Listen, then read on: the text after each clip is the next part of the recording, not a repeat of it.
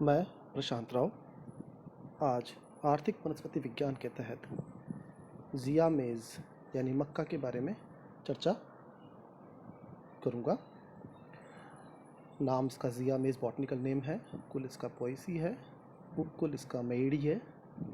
इसे gift from the new world to old world कहा जाता है। यानी कुल मिला के जब अमेरिका की खोज हुई थी तभी मक्का की बारे में पूरे विश्व को पता लगा था, इसलिए इसे नई दुनिया की फसल भी कहा जाता है और इसे एक गिफ्ट कहा जाता है न्यू वर्ल्ड की तरफ से।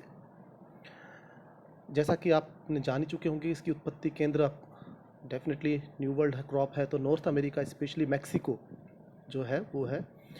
और वेबिलोव के अनुसार मैक्सिको की तेहुआकान घाटी में मक्का के अवशेष पाए गए हैं। इन अवशेषों को पॉड कॉर्न कहा जाता था, जो कि ट्रिप्सिकम घास से विकसित हुआ था। सर्वाधिक उत्पादन जैसा कि विदित है अमेरिका, फ्रांस, चीन, ब्राज़ील, मैक्सिको।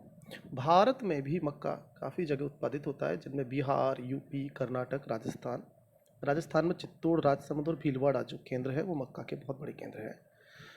इसके बॉटनिकल कैरेक्टर के बारे में यदि हम चर्चा करें तो ये एक वायु परागित फसल है। फल इसका कैरियोप्सिस होता है, बीज में पेरिकार्प और एम्ब्रियोसेक पाया जाता है।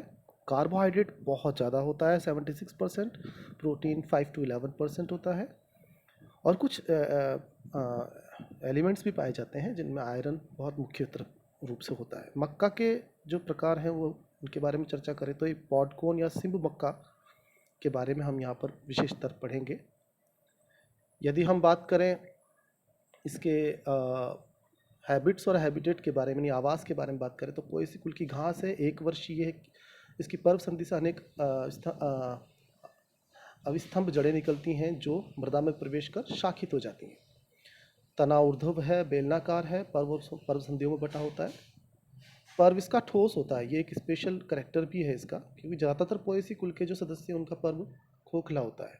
पत्तियाँ द्विपालित हैं, पर्णाच्छद और लिग्यूल्स के साथ जुड़ी हुई रहती हैं। लीफ सरफेस या लीफ लैमिना की सरफेस पर सिलिका पाई जाती है। इन्फ्लोरेसेंस स्पाइकिका है, रैकिस की तरह होता है, जिगजैग शेप में ये इन्फ्लोरेसेंस पाया जाता है।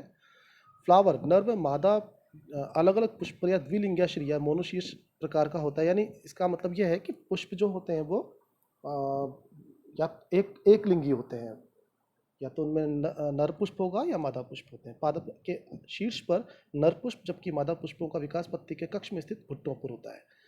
पुष्पों में सुनहरे भूरे रंग के रोमगुच्छ पाए जाते हैं जिन्हें टैसल कहा जाता है। ये संपूर्ण जो गुच्छ है उसको टैसल कहते हैं। पुष्पों के ऊपर जो आवरण होता है उन्हें स्पैथ या भूसी कहा जाता है। मक्का के नर पुष्पक्रम युग्मित स्पाइकिकाओं से निर्मित होते हैं और प्रत्येक स्पाइकिका के आधार पर तुस नाम से संरचना पाई जाती है।